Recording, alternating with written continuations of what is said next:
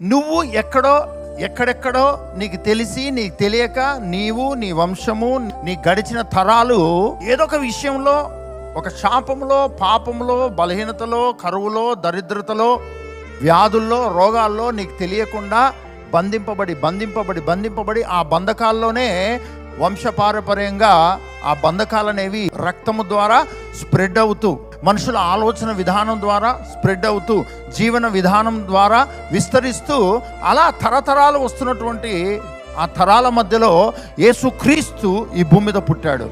ఆశీర్వాదానికి శాపానికి మధ్యలో యేసు ప్రభు పుట్టాడు.